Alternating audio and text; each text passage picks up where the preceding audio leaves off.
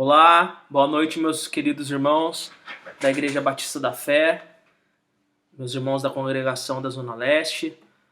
Mais um prazer estar aqui com vocês, produzindo esse conteúdo, a fim de continuar ajudando os irmãos nesse nosso momento de quarentena que estamos passando. Então, vamos estar orando, estar intercedendo pela vida dos irmãos, pela presente situação que estamos passando. E vamos louvar e bendizer o santo nome do Senhor. E depois estarei ministrando a palavra como de costume. Ok? Vamos orar então.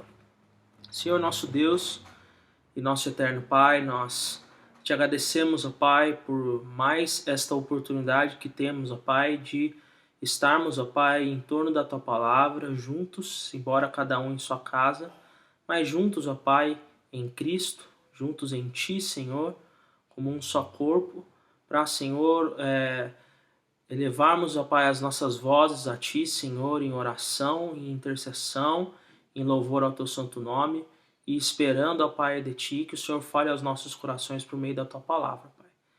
Deus, eu peço pela vida de cada um, Senhor, que esteja assistindo, Senhor, a este culto, que esteja participando desse culto, Pai, comigo.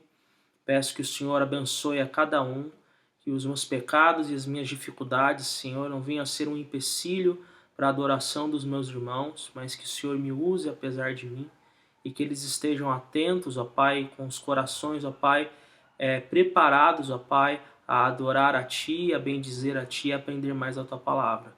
Peço, Senhor, por toda a nossa igreja, por cada membro, por cada uma de suas necessidades, Pai, que todos possam passar por esse momento de uma maneira que agrade ao Senhor e que o Senhor venha a suprir todas as suas necessidades. Também pedimos pelos nossos pastores, ó Pai, e que estão, Senhor, fazendo, Senhor, o máximo possível para estar cuidando de nós, cuidando do Teu rebanho nesse momento de quarentena, Senhor. Pedimos que o Senhor os proteja, que o Senhor deles cuide, Senhor, e que, Senhor, em nome de Jesus, o mais rápido possível, nós clamamos a Ti que possamos estar juntos novamente, fisicamente, como igreja, Senhor, para cultuarmos a Ti e desfrutarmos, ó Pai, de uma comunhão física também, Senhor.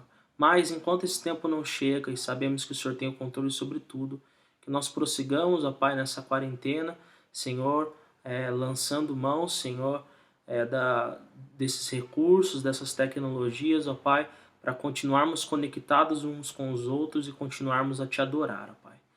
Senhor, essa é a nossa oração, em nome de Jesus. Amém. Então, vamos glorificar a Deus. A Deus demos glória.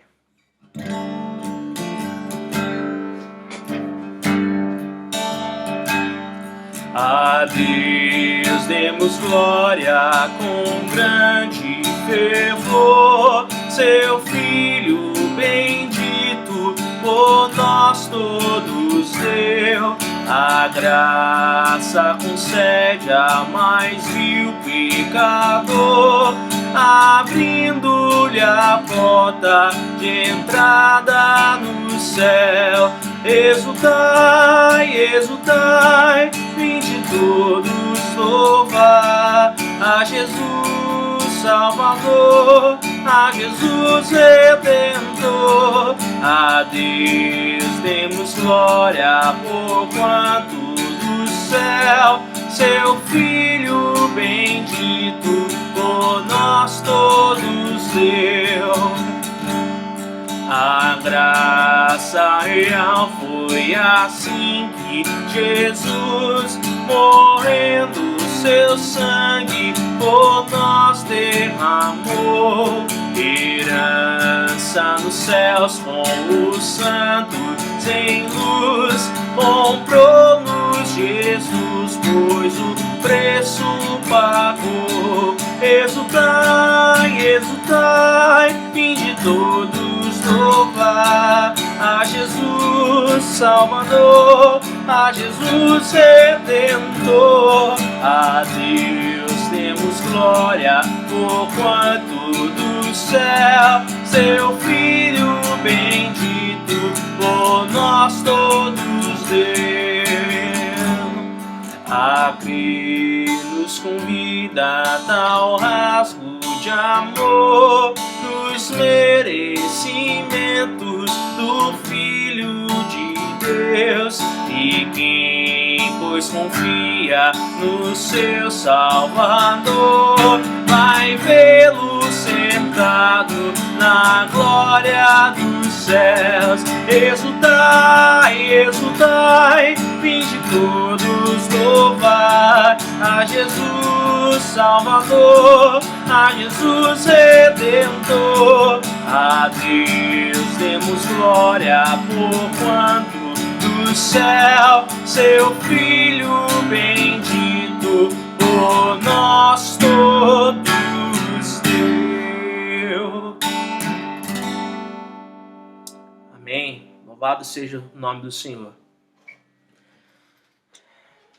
Depois de termos dado glórias a Deus, vamos então ouvir o que Ele tem a nos dizer em Sua palavra.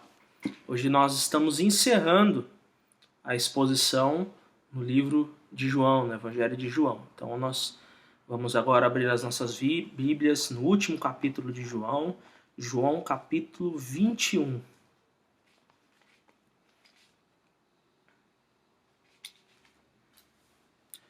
João capítulo 21.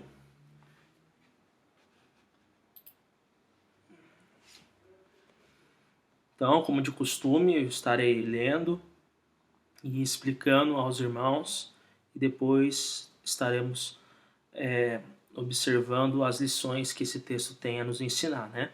Então, vou estar orando novamente, tá bom? Deus, usa-me para a tua glória, Pai. Deus soberano. Senhor, fala com o teu povo. Encoraja o teu povo. Senhor, estou em tuas mãos, entregue a tua palavra. E confiando, ó Pai, somente no que a tua palavra e o teu Espírito podem fazer, ó Pai. Peço que cada um que vem assistir seja transformado e encorajado à fé e à esperança em Jesus Cristo. Em nome de Jesus. Amém. Depois disto, tornou Jesus a manifestar-se aos discípulos junto ao mar de Tiberíades, e foi assim que ele se manifestou. Então, o mar de Tiberíades, mar da Galileia, também um outro nome para o mar da Galileia, depois de ter acontecido aquelas duas aparições de Cristo, né? Primeiro ali no seu sepulcro, e depois quando ele se encontrou com os discípulos no cenáculo, né? Depois de 8 dias também apareceu a Tomé e aos outros discípulos. E agora Jesus se manifesta novamente, né? Alguns dias depois, não sei dizer ao certo quantos dias foram, mas sabemos pelos outros evangelhos que Jesus apareceu aos discípulos ressurreto durante um período de 40 dias, né? Então, isso aconteceu nesse meio tempo, né? O relato de João é um relato que tem mais já falei isso para os irmãos, ele tem mais um propósito teológico, um propósito de ensinar a respeito da glória de Cristo e que devemos crer em Jesus Cristo como nosso Deus, como o Cordeiro de Deus que tira o pecado do mundo, né? Então, por isso que nós não temos esse dado aqui histórico tão preciso, como nós temos, por exemplo, no livro de Lucas. Estavam juntos Simão, Pedro, Tomé, chamado Dídimo, né, algumas versões trazem gêmeo, Tomé é gêmeo, Natanael, que era Caná da Galileia, e os filhos de Zebedeu, ou seja, Tiago e João, e mais 2 dos seus discípulos. Disse-lhes Pedro: vou pescar. Disseram-lhe os outros: também nós vamos contigo. Saíram e entraram no barco, e naquela noite nada apanharam. Lembrando que ocorreu um relato parecido como esse, né? Onde Jesus conheceu Pedro, conheceu João e alguns outros discípulos na praia. Nós vemos isso no Evangelho de Mateus e de Lucas, se eu não me engano. e onde ele chama eles para o discipulado, diz que eles seriam pescadores de homens. Então algo muito parecido acontece aqui, né? Então, mas ao clarear da madrugada, versículo 4, estava Jesus na praia, todavia os discípulos não reconheceram que era ele. Assim como aconteceu, por exemplo, com Maria Madalena e também aconteceu com os 2 discípulos no caminho de Emaús, eles não conseguiam reconhecer Jesus Cristo de primeira, assim, né? Era preciso que Jesus se revelasse a eles, falasse com eles, para que eles pudessem, então, compreender que era Jesus Cristo, né? E perguntou-lhe Jesus, mas ao claro, os discípulos não reconheceram que era ele. Versículo 5. Perguntou-lhe Jesus, filhos, tendes aí alguma coisa de comer? Aqui Jesus já chama eles de filhos, né? Ele tinha chamado eles de amigos, de servos nos versículos anteriores, mas agora, aí no capítulo anterior, nós vimos que chama eles de irmãos, e agora chama eles de filhos, para nós vermos aqui como que a obra de Cristo nos aproxima do Pai e de Cristo Jesus, né? Nós somos feitos filhos de Deus. Então, após Jesus Cristo ter morrido e ressuscitado, você percebe que o pronome de tratamento que ele usa com os discípulos passa a ser outro. Responderam-lhe não. Versículo 6. Então lhes disse, lançai a rede à direita do barco e achareis. Assim fizeram e já não podiam puxar a rede, tão grande era a quantidade de peixes. Aquele discípulo a quem Jesus amava disse a Pedro, é o Senhor. Simão Pedro, ouvindo que era o Senhor, cingiu-se com sua veste, porque se havia despido, e lançou-se ao mar, né? Com certeza que Pedro não estava completamente nu, ele estava apenas com menos roupa, tipo uma roupa de banho, né? Devido ao trabalho braçal e ter que entrar na água, sair da água, se molhar ali no mar, né? Não era comum, principalmente nos judeus, ficarem andando nus por aí, né? Muito menos na hora do trabalho. Mas ele estava com menos roupa do que de costume, por conta de ele estar trabalhando no mar. Então ele pega a sua veste, né? Se cingiu com a sua veste e se lançou ao mar. Ele não esperou, foi correndo desesperadamente para se encontrar com Jesus, né? Mas os outros discípulos vieram no barquinho puxando a rede com os peixes, porque não estavam distantes da terra, senão quase 200 côvados. 200 côvados seria o equivalente a mais ou menos 90 metros, né? Então eles estavam longe, mas nem tanto, né? Estavam longe a ponto de Jesus conseguir chamar eles e eles virem, né? Mas também não devia ser algo muito raso, porque não fala que Pedro foi andando, caminhando ali pela praia, fala que ele foi nadando, né? Então era uma distância considerável, 90 metros é muita coisa. Uma piscina, se eu não me engano, uma piscina olímpica, se eu não me engano, tem 50 metros, né? Então ele nadou bastante, Ele era com certeza tinha um porte bem atlético, né? Ao saltarem em terra, viram ali umas brasas e em cima peixes e havia também pão. Disse-lhes Jesus, trazei alguns dos peixes que acabastes de apanhar. Simão Pedro entrou no barco e arrastou a rede para a terra, cheia de 153 grandes peixes, e não obstante serem tantos, a rede não se rompeu. Então perceba aqui o milagre, né? Eles tinham passado a madrugada toda ali buscando algum peixe, não tinham pescado absolutamente nada, e com o comando de Jesus Cristo, que é Deus soberano, né, nós sabemos quantos milagres ele providenciou, sabemos que ele fez uma multiplicação de pães e peixes, né? E eles conseguem então pescar 153 grandes peixes, né? Existem muitos comentários a respeito desse número, que esse número teria algum tipo de significado, esse número teria alguma simbologia, né? Mas eu acredito que não, acredito que eles fizeram questão de contar aqui que eles eram pescadores e era uma pesca em comum, e eles fizeram questão de deixar registrado o tamanho dessa pescaria que foi, né? tivesse um número preciso. Então realmente eles contaram um por um e João quis aqui registrar tamanha era o milagre que tinha ocorrido, né? Não obstante, a rede também não se rompeu. Então, por mais grande que tenham sido os peixes, a rede não se rompeu. Ou seja, Deus deu algo para eles e eles puderam carregar aquilo, puderam suportar aquilo. Disse-lhe Jesus: Vinde, comei. Nenhum dos seus discípulos ousava perguntar-lhe: Quem és tu? Porque sabiam que era o Senhor. Veio Jesus, tomou o pão e lhes deu, e de igual modo o deixou. E já era esta a terceira vez que Jesus se manifestava aos discípulos depois de ressuscitado dentre os mortos.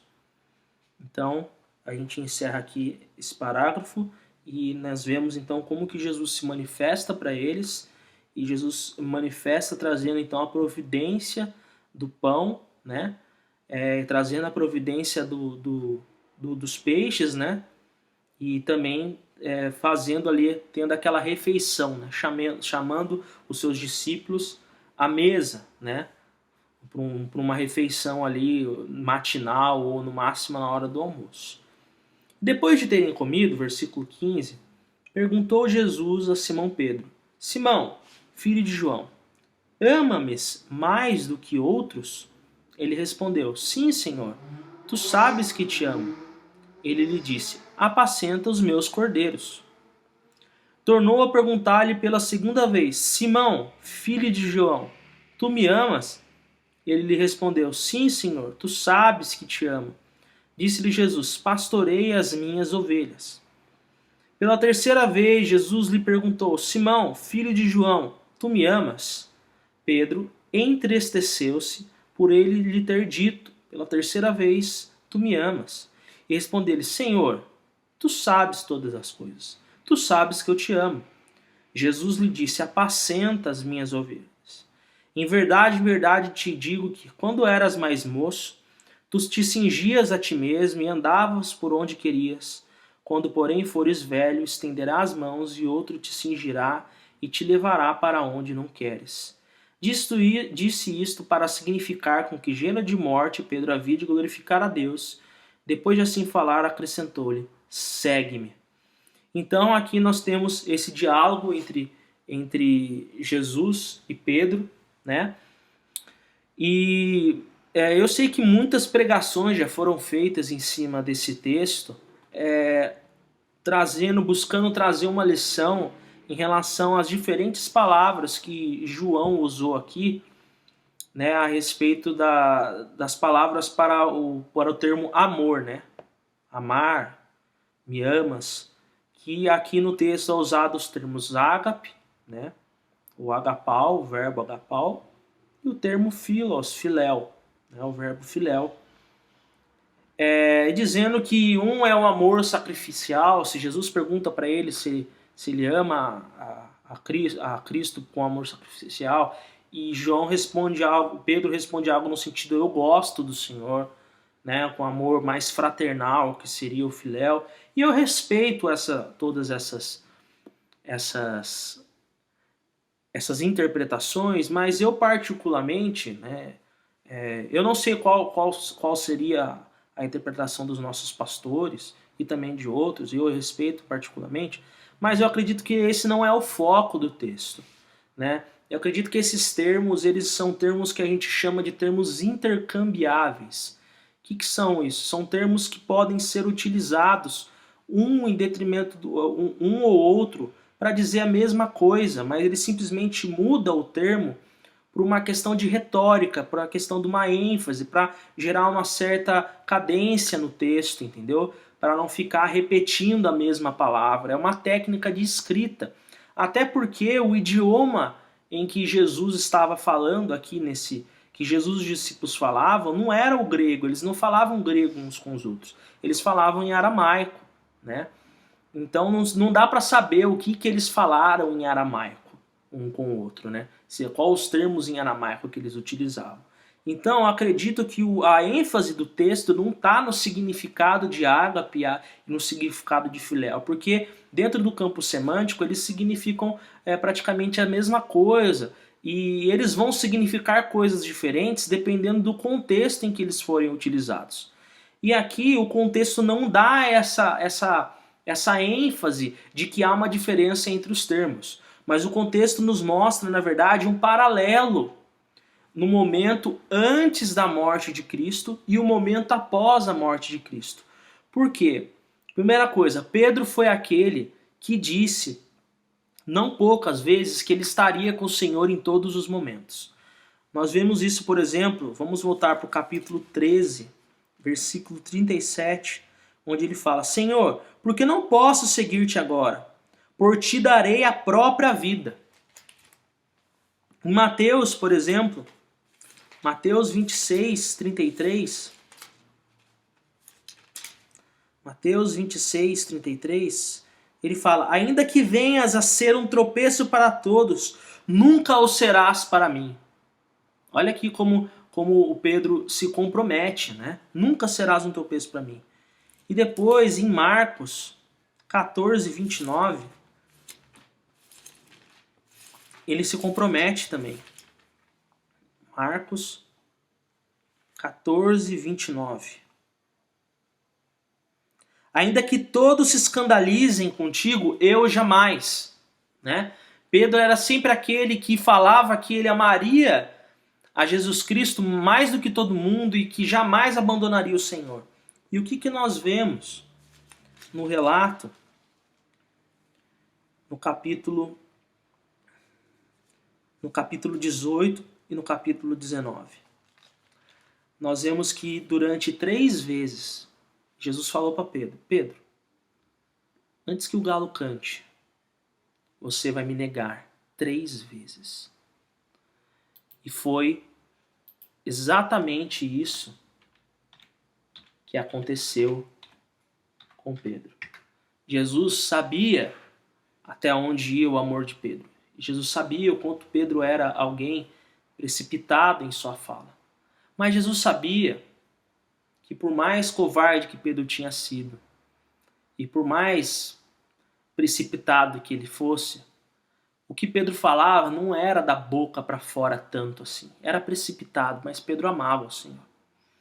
Então, assim como Pedro negou a Cristo 3 vezes, Jesus agora dá uma nova chance. Só que essa nova chance que Jesus dá para Pedro, de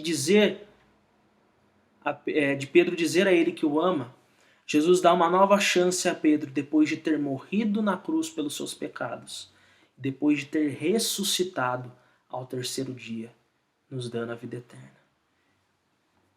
Então Jesus pergunta para ele: você me ama mais do que todos esses? E Pedro fala: sim, Senhor, eu te amo. E Jesus fala: apacenta as minhas ovelhas.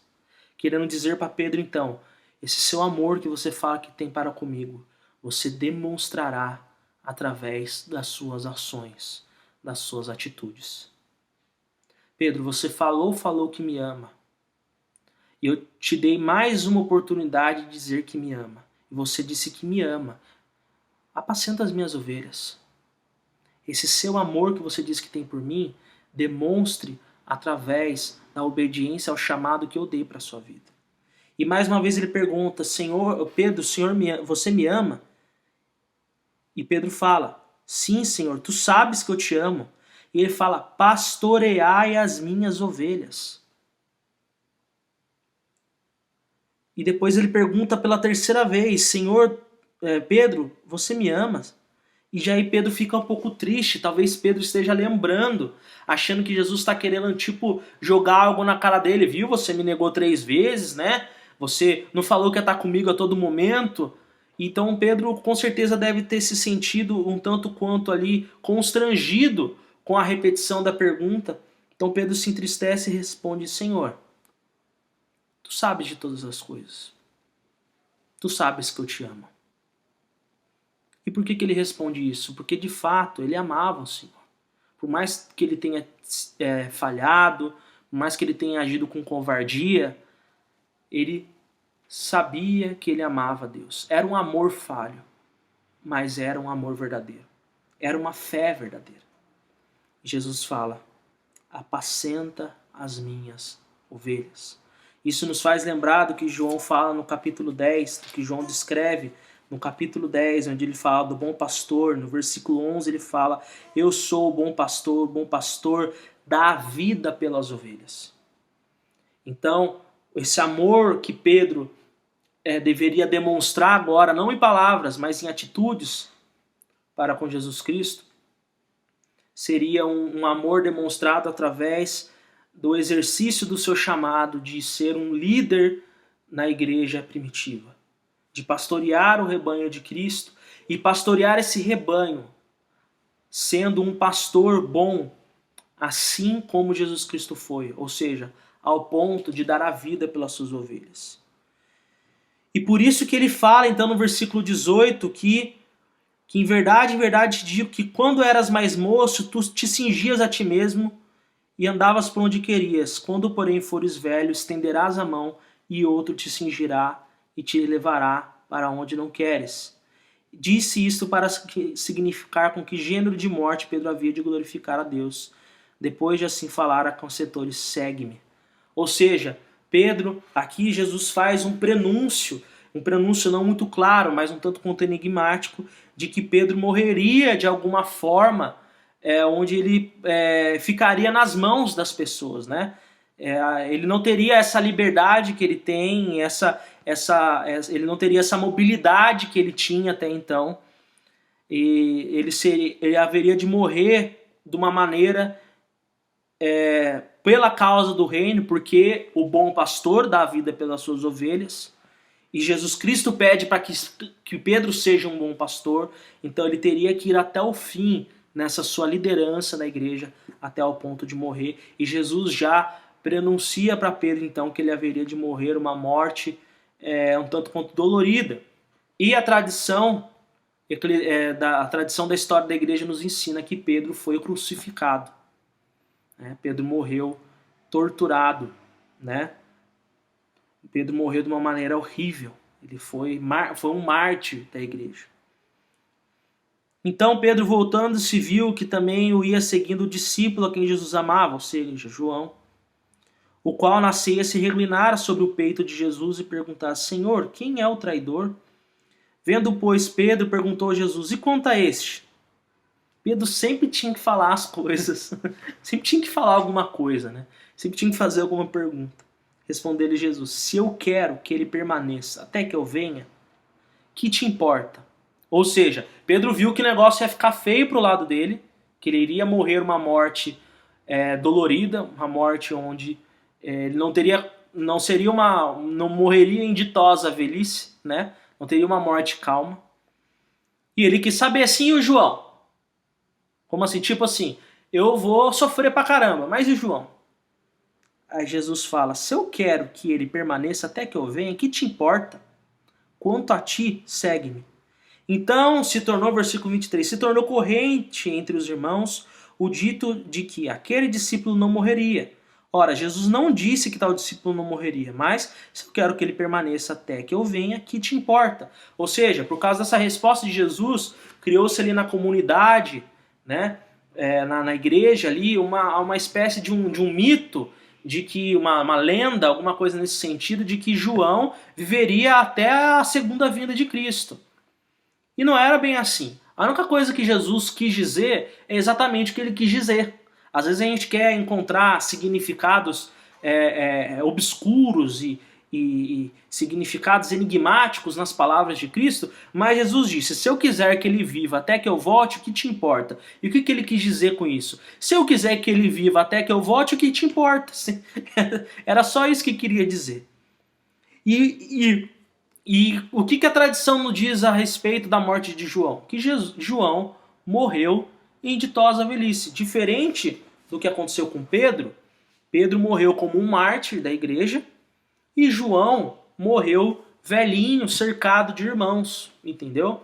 Ele não morreu com uma morte tão sofrida, embora com certeza João tenha sofrido perseguições. Ele morreu uma morte tranquila e Pedro morreu uma morte violenta. E aqui Jesus simplesmente está querendo dizer que nós não devemos nos importar com o que nós vamos sofrer no discipulado. Nós não devemos olhar as circunstâncias, não devemos Pedro não devia ficar se preocupando com o que haveria de acontecer com ele ou com os outros discípulos. Ele simplesmente tinha que ser obediente e apacentar o rebanho de Cristo, porque ele diz amar a Deus, ele diz amar a Cristo, e ele de fato amava, e esse amor a ele deve ser demonstrado através da obediência à palavra de Cristo, e não através do cálculo a respeito das circunstâncias que vão ocorrer com ele ou com os outros discípulos. Então é necessário que nós tenhamos essa obediência abnegada, né? Sem ficarmos calculando então o que nós vamos perder porventura possa ser maior do que nós vamos ganhar. Nós já temos Cristo, nós já temos tudo. E o fato de Pedro morrer uma morte dolorida e João não faz de João melhor do que Pedro ou de Pedro melhor do que João. O que define se nós gastamos a nossa vida aqui nessa terra de uma maneira boa é se nós formos obedientes à palavra de Cristo. É isso que vai contar. O que acontecerá conosco, a forma como morreremos, só Deus tem o controle. Jesus Cristo é soberano sobre isso. E no versículo 24 ele encerra: este é o discípulo que dá testemunho a respeito dessas coisas e que as escreveu, e sabemos que o seu testemunho é verdadeiro. Era comum nos escritos da época, nas histórias que eram escritas na época, de que a testemunha ocular concluísse então o seu relato, né? E terminasse então todo o relato se mostrando como uma testemunha, ou seja, ratificando tudo o que aconteceu. Era uma prática literária comum. Outra prática literária comum a gente encontra no versículo 25, né? Que há, porém, ainda muitas outras coisas que Jesus fez. Se todas elas fossem relatadas uma por uma, creio que nem no mundo inteiro caberiam os livros que seriam escritos. Aqui João usa de uma hipérbole para dizer de que o relato dele a respeito de Cristo foi um relato seletivo. Não foi um relato exaustivo, ou seja, um relato, já falei isso para os irmãos e volto a falar, não foi um relato tintim por tintim, né? Ele não quis mostrar cada passo de Cristo e todos os milagres que ele fez e tudo mais, até porque nós encontramos milagres que Jesus fez no Evangelho de Mateus, de Marcos e Lucas que nós não encontramos de João.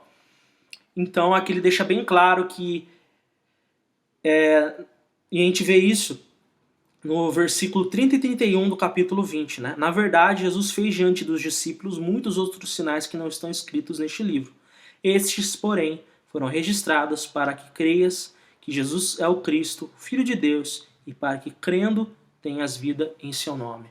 Ou seja, o propósito de João era escrever um livro que apresentasse a glória do Cordeiro de Deus e que nós devemos responder a ele com fé.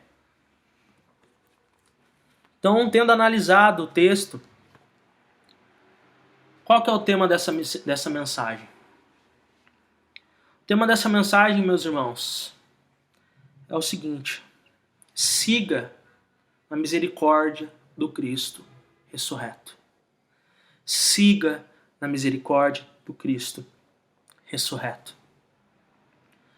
E qual que é a ideia central, o que eu preciso que os irmãos fique bem claro na mente e no coração dos irmãos? Que por conta de Cristo ter morrido a nossa morte e ressuscitado para nos dar vida, seguimos a Cristo fazendo a sua vontade. Depois de Cristo ter morrido a nossa morte e ressuscitado para nos dar vida, nós seguimos a Cristo fazendo a sua vontade. Então, por mais que nós tenhamos, na nossa história, feito coisas que desagradaram ao Senhor, essa mensagem hoje, meus irmãos, é uma mensagem que eu quero trazer para os irmãos, uma mensagem de restauração e de esperança na sua caminhada com Cristo. Quando Deus nos escolheu, Ele sabia exatamente quando nós haveríamos de o negar, quando nós haveríamos de falhar. Deus teve plena ciência de todos os nossos pecados quando nos escolheu para sermos filhos dele. Mas mesmo assim Ele escolheu nos amar Porque a vida que Ele tem preparado para nós não é baseado em quem nós somos. A vida que Deus tem preparado para nós, a vida em Cristo, não é uma vida baseada nas nossas qualidades e na nossa própria fidelidade, na nossa capacidade de sermos fiéis a Deus até a morte. Por mais que Deus requeira dos seus filhos santidade, fidelidade e uma fé abnegada, por mais que Deus ele exija de nós muita coisa que nós não somos capazes de cumprir de uma maneira perfeita, Deus nos escolheu, Deus nos salvou baseado na sua própria misericórdia. Ele nos elegeu na sua graça. Ele nos salvou, Ele nos trouxe para perto. Porque Ele não olharia as nossas atitudes, Ele não olharia a nossa própria justiça, mas Ele olharia a vida perfeita de Cristo, a morte de Cristo pelos nossos pecados e a sua ressurreição milagrosa. Deus nos chama para servi-lo baseado na obra de Cristo somente. Deus nos chama para sermos dele e exercermos a nossa vida cristã, os nossos dons, o nosso testemunho diário, baseado não em quem somos, mas em quem Cristo é. Não naquilo que fazemos, mas naquilo que Cristo fez. Isso tem que ficar bem claro, meus irmãos, porque pode ser que os seus pecados, as suas dificuldades, as suas ansiedades, as suas falhas, os seus muitos tropeços venham a virar muitas vozes que digam para você que você não pode seguir a Cristo. Venham esses pecados virem muitas vozes que digam que você deve abandonar o caminho do Senhor. E isso não é verdade. Essas muitas vozes precisam ser sufocadas pela viva esperança que brota da cruz do Cristo ressurreto. Então, meus irmãos, por ter morrido nossa morte e ressuscitado para nos dar vida, nós seguimos a Cristo fazendo a sua vontade. E o primeiro ponto que eu quero destacar, de acordo com o que nós lemos do versículo 1 ao 14, do episódio onde Jesus se manifesta para eles e fornece a eles pão, e fornece a eles o peixe, e fornece a eles a brasa, e fornece a eles a comunhão. Perceba como que Jesus faz tudo ali por eles. Porque nós devemos seguir a Cristo, sem nos preocuparmos com a nossa sobrevivência, pois Ele é Deus de milagres. Primeiro ponto, meus irmãos, siga a Cristo e não se preocupe com a sua sobrevivência, pois Ele é Deus de milagres. Não se preocupe com o pão, não se preocupe com o peixe, não se preocupe com a roupa, com a vestimenta, não se preocupe nem com a brasa. E aqui é interessante porque há uma fogueirinha aqui, e Pedro negou Jesus aonde? Pedro negou Jesus frente a uma fogueira também. Então, de um lugar bem semelhante, de uma cena um tanto quanto semelhante de onde Pedro nega a Cristo, é onde Cristo vem e restaura Pedro. Meu irmão, não importa o que você fez, não importa o que você fez hoje, não importa onde você está. Siga a Cristo e receba a restauração que Ele tem para a sua vida. Arrependa dos seus pecados e segue-o. E meus irmãos, muitos pecados que nós cometemos, eles são provenientes da nossa incredulidade, onde a gente tenta batalhar pela nossa própria sobrevivência, onde a gente tenta batalhar para conseguirmos as coisas no nosso tempo, do jeito que a gente quer, a nossa maneira. Aqui Jesus está querendo dizer para eles: não se preocupem com o que vocês têm que comer, ou que vestir, ou se alimentar. Siga-me. Siga-me. Siga Cristo e não se preocupe com a sua sobrevivência, pois Ele é Deus de milagres. E ele mostrou, com todos os milagres que João relatou, os 7 milagres, que ele teve poder sobre a saúde das pessoas, ele teve poder sobre a deficiência das pessoas, ele teve poder sobre a natureza, ele teve poder sobre a própria morte, ele teve poder para multiplicar pães e peixes, ou seja, ele teve poder para fazer com que as pessoas continuassem a ser alimentadas. Ou seja, ele mostrou que nós podemos o seguir porque ele é nosso pão. Ele é quem nos dá vida. Ele mostrou que ele é tudo o que nós precisamos. Por isso, meu irmão, siga Cristo e não se preocupe com a sua sobrevivência, pois ele é Deus de milagres. E segunda lição, meus irmãos. Siga Cristo e não duvide da disposição que ele tem em te restaurar. Ele é um Deus salvador.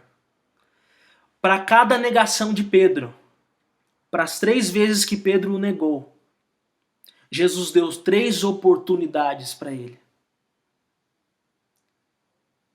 3 oportunidades de restaurá-lo. 3 oportunidades dele professar novamente que ele o ama e de receber a instrução correta para que ele voltasse ao caminho do Senhor. Então, para cada pecado que você comete, meu irmão, há uma nova chance de restauração.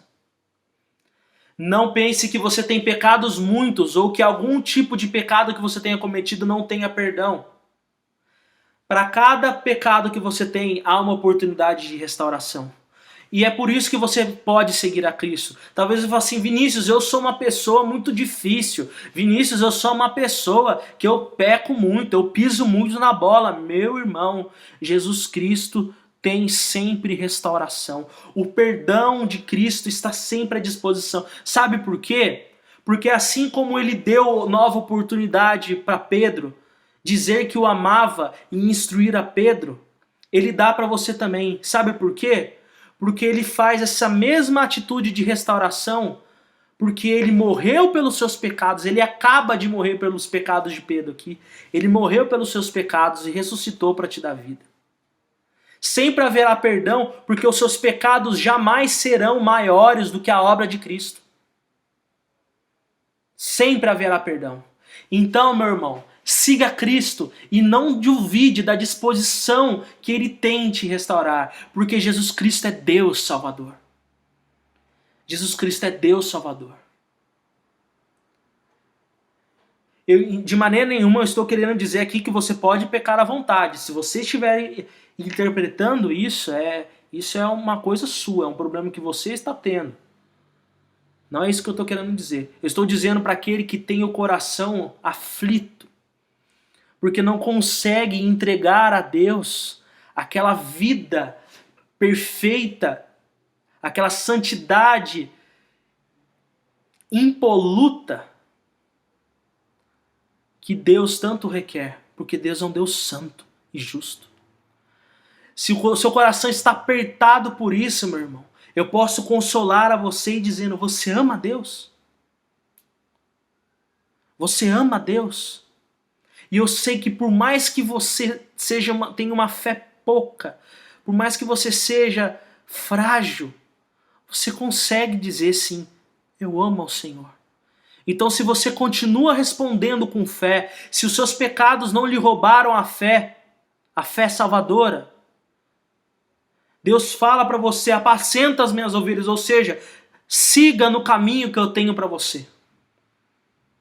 Se você ama a Deus, levanta a cabeça, receba o perdão do Pai e siga para o caminho. Siga, continue crendo e obedecendo a Cristo. Siga a Cristo e não duvide da disposição que Ele tem em te restaurar, porque Ele é Deus Salvador. E no terceiro ponto que eu tenho para ensinar para os irmãos, baseado nos versículos 24 e 25, onde João fala que ele dá testemunho de tudo isso. Ou seja, João está querendo dizer, o que eu estou falando aqui é verdadeiro. Eu vi tudo isso acontecer. Eu estava com Cristo em vida, eu estava em Cristo na sua morte, eu estava com Cristo em sua ressurreição. E ele aqui coloca vários personagens, ele registra a vida de vários personagens que ainda estavam vivos e que podiam relatar que aquilo que João estava falando era verdadeiro. E ele deixa bem claro que Jesus fez muito mais outras coisas que não foi ali do propósito dele registrar. Então, assim como João testifica que tudo que Jesus Cristo é verdadeiro, e assim como ele testifica que Jesus é Deus, o terceiro ponto dessa mensagem, eu quero exortar o irmão a seguir a Cristo, pois ele é Deus verdadeiro. Siga a Cristo pois tudo aquilo que Jesus Cristo fez é real. O poder que Cristo demonstrou foi verdadeiro. Ele venceu a morte por mim e por você. Então siga a Cristo, pois ele é Deus verdadeiro. Siga a Cristo, pois ele é Deus verdadeiro. Aquele que relatou tudo isso deu-nos a certeza de que tudo isso que aconteceu é verdadeiro. E nós devemos responder a isso com fé e esperança, e seguindo no discipulado que Jesus Cristo tem para nós. Então siga Cristo, pois ele é Deus verdadeiro. E lembro mais uma vez a ideia central. Por ter morrido a nossa morte e ressuscitado para nos dar vida, sigamos a Cristo fazendo a sua vontade. E eu concluo, meus irmãos, que nós devemos prosseguir em nosso discipulado de Cristo, compreendendo que Cristo é tudo o que precisamos e que há de suprir todas as nossas necessidades. E a nossa maior necessidade, meus irmãos, é que nós não conseguimos ser fiéis o tanto quanto deveríamos. Mas Deus supre essa nossa necessidade, porque Cristo é completamente fiel. E os seus méritos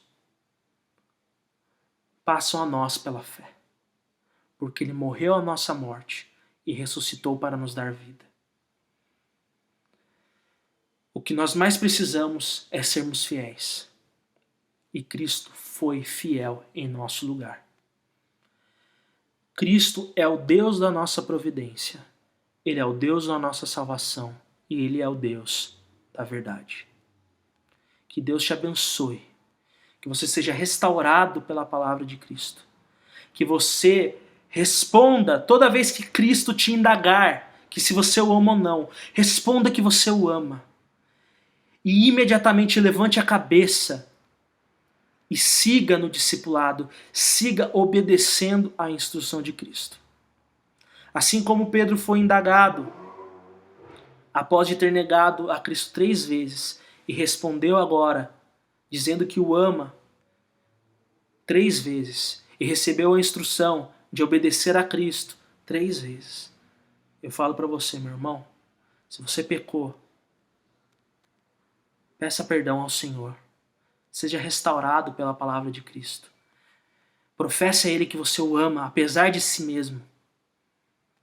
E comprometa-se a obedecer os seus mandamentos. Que Deus te abençoe. Vamos cantar mais uma música. Uma música que expressa o desejo que nós temos de que Cristo venha a reinar em nosso coração, para que toda a nossa vida, nosso pensar, nosso falar, possam refletir a presença dele em nós. Deus não nos chamou para uma vida de derrota em relação ao pecado. Deus nos chamou para uma vida de vitória sobre o pecado, porque essa vitória já foi conquistada na cruz do Calvário. Jesus Cristo ressuscitou dentre os mortos, provando que ele é Deus verdadeiro, que vence a morte e nos dá a vida. Amém?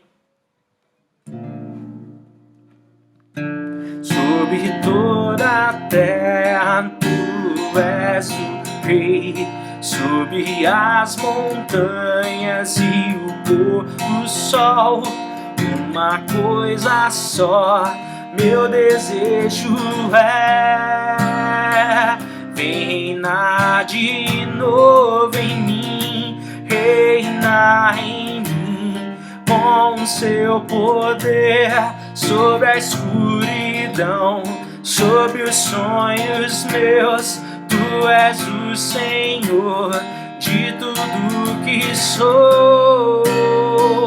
Vem reinar em mim, Senhor.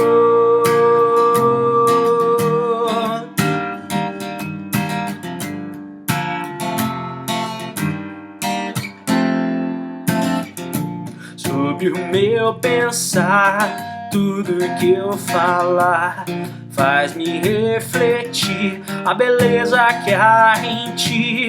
Tu és para mim mais que tudo aqui. Reinar em mim, Senhor, reina em mim com teu poder sobre a escuridão, sobre os sonhos meus. Tu és o Senhor de tudo que sou. Vem reinar em mim, Senhor, reina em mim com teu poder sobre a escuridão, sobre os sonhos meus. Tu és o Senhor de tudo que sou. Vem reinar em mim, Senhor. Vem reinar em mim, Senhor. Vem reinar em mim, Senhor.